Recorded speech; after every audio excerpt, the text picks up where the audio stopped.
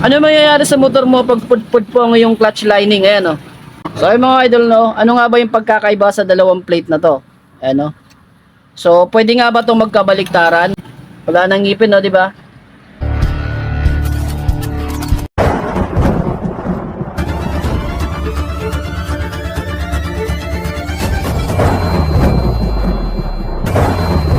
So yo, what's up? Magandang hapon po sa inyong lahat mga idol, no? At meron po tayo ditong i-share sa inyo na about po sa naging problema ng motor ko. Kahapon kasi umalis tayo. May pinuntahan ako at nagkaroon po ng problema, no, yung aking motor. Yung tipong ang lakas-lakas na ng tunog ng aking makina pero hindi po umuusad yung ating motor, no. Umuusad man siya ay napakahina talaga. So ano nga ba yung problema ng motor mo pag maka-encounter ka ng ganito na napakalakas na ng piga mo sa throttle pero hindi pa rin umuusad, no, parang usad pagong, no, walang arangkada yung ganon. So pag ano mga idol, mga tropa, yung may problema talaga dyan, yung lining, no. Tinanggal ko yung lining natin at ito yung nakita ko. Bang. Ayan, wala na. Food na. Ayan, dito medyo may ipinipin pa, no? Ayan, medyo may ipinipin pa. Yung isang lining ay wala na, sunog, mga idol. Ayan. So, magpapalit tayo ng lining. Yung kanya namang plate ay nagkaroon din po ng problema. May malalim na po sa part na ito. Ayan. Buti na lang dito sa shop, marami akong ganito. Tsaka may mga ganito akong lining na goods pa. So yun ang ikakabit natin. Ayan. So sa video na ito, tuturo ko sa inyo kung paano ito assemble, step by step, paano buuhin yung lining na ganito. Tatlo lang po yung kanyang ay dalawa po yung lining, tapos may isa pong plates na paganti sa gitna. Alright. Din yung kanyang plate, dalawa. So dito sa plate na to, ipapakita ko rin dito, sabihin ko rin sa inyo yung pagkakaiba nito kasi kung napapansin nyo, parehas po sila, no? Pero may pagkakaiba to mga idol, kung sabihin ko mamaya. Alright, ito papalitan natin mga idol. Meron po ako dito ipapalit sa kanya. Hindi po ito bago pero goods pa po ito mga idol. Ay, nakababad na po ito sa oil. Kung nakikita nyo, medyo oily na po siya. Ayan. Pero pansinin nyo yung pagkakaiba dito sa luma, no? Sa kanyang lining. Dito sa isang lining niya, kung mapapansin nyo, wala pong mga lining dito sa gilid, no? Ayan o, buo. Ay parang plate lang siya. Okay? Magkabilaan, meron. Pero ito wala. Magkabilaan, wala. Pero ang nangyari naman dito sa mga kapares niyang plate, ayan, punasan lang natin. Kasi binabad ko sa oil to eh. Ayan. So inuulit ko, ito ay hindi po ito bago. Ito po yung mga tinanggal ko dito na pwede pa, makapal pa. Ayan, punasan natin para mas makita nyo. Ayan o. Napakaganda pa niyan mga idol. Ayan. So ito po yung ikakabit natin dito po sa aking housing na ito, no? Kasi sa atin naman ito. Ayan o. Ganda pa yan. So kung mapapansin nyo dito, yung pagkakaiba nila, dito mayroong lining sa kabila, no? Tapos plate sa likuran, ito kabilaan. Dito naman isa lang. Kaya ganito yung purpose ng ganito, no?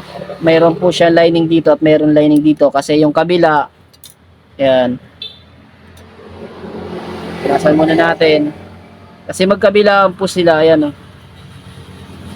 Tapos kabila din dito. Yung isa naman, yung nakakabit sa kanya, ayan o. So, pwede nga ba yan? Pwede yan mga idol.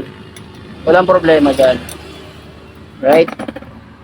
Basta yung ano niya, itong may lining, dito talapat sa may plate. Ayan. Hindi mo po pwedeng papagsalubungin yan ng ganyan nakabit. Hirap yan. So, step by step natin yan ikakabit. Ayan. Okay? So ipakita ko muna sa inyo kung paano yan ikabit. No? Kasi lilinisin ko pa ulit yan. So papakita ko muna sa inyo para dire-diretso. Alright? So una ikakabit natin dito mga idol, itong plate na to, no? So, yung plate niya, ayan, nagkaroon po ng problema. Ito, okay pa. Dito sa isa, may problema. Papalitan ko to.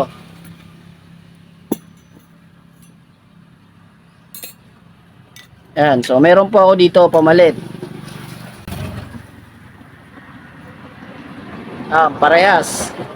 Sukat na sukat, mga idol. Okay? So, ano nga ba yung pagkakaiba sa dalawang plate na to? Ano? So, pwede nga ba itong magkabaliktaran? So, sabihin ko sa inyo, hindi yan pwede magkabaliktad. Alright? So, mapapansin nyo dito sa plate niya, yung bilog dito, dito yung papansinin mo. No, yung isa dyan malaki, isa maliit. Ayan o, papansin nyo ba? Yun, ito yung maliit. Yung maliit yung butas, mga idol, kasi sa ibabaw yan. Dito yan sa part na ibabaw. Ayan o. Ayan. Tapos yung malaki naman yung butas, sa ilalim na part yan. Okay? So, una muna natin ipasok to. Ayan.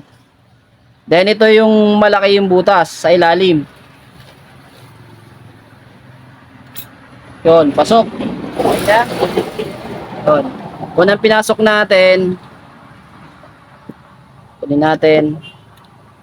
Pakita ko ulit. Dapat ganito yan. Ayan.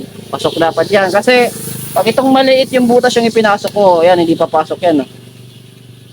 No? Pwede mo yung ma-fit sila, pero magkakaroon ng problema.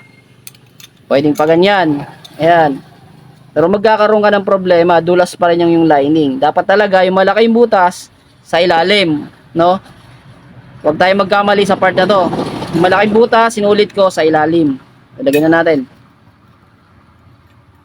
So mamaya ko na to lilinisan, papakita ko muna sa inyo kung paano binuo. Then ito.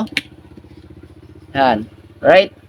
So next naman tayo sa lining. Kung napapansin nyo itong para may mga ipin, no, pag ganyan natin to ipagkabit.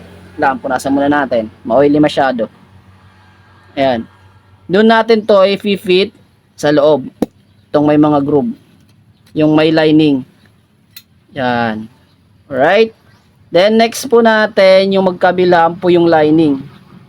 Yung may mga crown dito sa gilid. Okay. Fit lang din natin. Kahit magkabaliktaran yan, walang problema. Okay. Then next naman natin yung natitira kasi 3 piraso lang naman yan eh. Yung may plate dito, yan yung ilalapat nyo dito sa loob. Hindi nyo pwedeng pabaliktarin ng paganyan yan, no? Masusunog kagad yung lining. Lining to lining magtatamaan. No, dapat may plate siya, no? Yan, paganyan. Alright, so ganun. Then, next na natin dyan yung mga spring. 4 po yan na spring na ilalapat natin. Kung mapapansin nyo, meron niyang parang pinapasukan ng spring. So, sana nakikita nyo. Yan. Dito yung mga idol, oh. Dito. Ayan. 4 po yan. Makikita nyo naman kaagad yan, eh. Yan. So, pag nalagay na po natin yung 4 na spring na to, next naman, kung napapansin nyo to, ilalapat natin to doon sa may mga spring. Ipapasok natin to doon sa may mga spring. Yun. Yun, nag-play na siya, no? Kasi tumama doon sa spring. Next na dyan, yung lock. Yan, napakadali lang naman ipasok yung lock na to.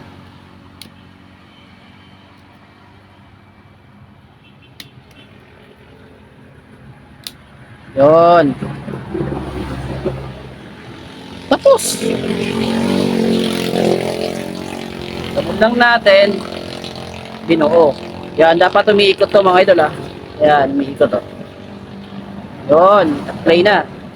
So, ganun lang siya buuhin mga idol. Ganun lang magpalit ng lining sa mga single clutch housing na gagaya nito. Alright? So, ngayon, babaklasin ko to kasi lilinisin ko at ikakabit ko na sa motor ko. Okay, so ganito lang muna yung video natin mga idol, mga tropa. Sana may nakuha kayong tips at kalaman sa ginawa nating video ngayon. Ayan, disclaimer lang po sa nagsasabi madumi yung ginawa natin dito, hindi nilinis. Tutorial purpose lang naman mga idol. Baklasin ko ulit to kasi lilinisin ko. No, natural motor ko to mga idol, dapat talaga malinis to. Alright, so dito lang muna yung video natin. Dito to nakakabit, oh. motor natin, tumirik kahapon. No, nag-usad pagong na. No, nag-usad pagong na yung motor natin kahapon, hindi na ako nakabiyahe. Dahil po nasunog yung mga lining. Ayan. Right, so dito muna tayo. Peace out muna. Bye-bye.